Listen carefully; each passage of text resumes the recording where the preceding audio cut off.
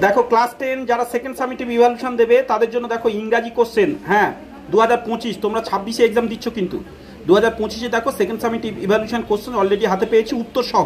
এইখানে cause effect দেওয়া আছে, এটা খুব সুন্দর একটা দেখলাম প্রশ্ন, যদিও সচরাচর এরকম আর পড়ে না, আগে খুবই পড়তো, কিন্তু এটা জাস্ট যাই হোক খুব সুন্দরভাবে দিয়েছে।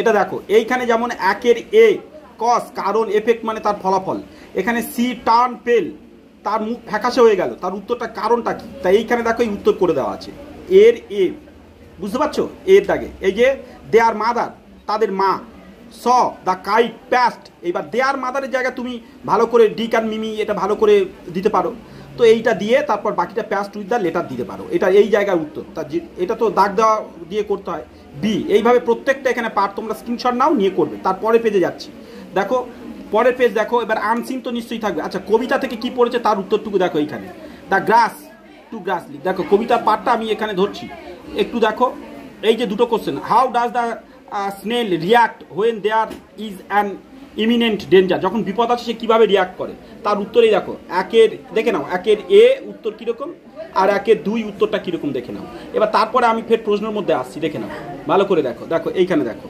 এই যে প্রশ্ন দুটো। এইবার আনসিন, আনসিন তো সবার ক্ষেত্রে একই হয় না, আলাদা আলাদা হয়, তবু এই আনসিনটা ভালো করে একবার স্ক্রিনশট নিয়ে পড়বে, পড়ে তার থেকে এবার উত্তরগুলো এইখানে আমি করে রেখেছি। এটা খুব একটা গুরুত্বপূর্ণ নয়, কেন সবার আলাদা পড়বে। এবার গ্রামাটিক্যালগুলো তোমরা দেখতে পারো, দেখো এখানে গ্রামার কিন্তু খুব সুন্দর সুন্দর দিয়েছিল যেগুলো করে রেখেছি। আচ্ছা এইখানে একটু বলি, এইখানে যেমন এই যে voice change, the boy loves at the dwarf, এই যে তা সেইটা উত্তর কীভাবে এই করা আছে, তারপর ন্যারেশন দেওয়া আছে সেটাও কিভাবে দেওয়া আছে, আর তারপরে পজিটিভ ডিগ্রিতে করা আছে, ভেরি ফিউ দিয়ে করতে হবে, কেননা ওয়ান অফ দ্য দেওয়া আছে, অনেকের মধ্যে একজন, ঠিক আছে, অল অফ দ্য মানে সবার মধ্যে নয়, তাই এটা ভেরি ফিউ দিয়ে।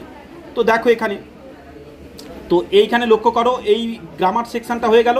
এবার আমরা তারপরের পেজ আসছি, যেখানে দেখো এটা তো আনসিনের থেকে এই দুটো ওয়ার্ড দেওয়া থাকে, তার সিনোনিম খুঁজতে হয়, আর রাইটিং স্কিলগুলো 7 আর 8, এইখানে দেখো 7-এ ডাকে প্রিপারেশন অফ রিহাইড্রেশন মিক্সচার, এই যে এইটা মানে ওয়ারেস যেটাকে বলা হয় তৈরি করা, সেইটা আমি এখানে এই করে দিয়েছি।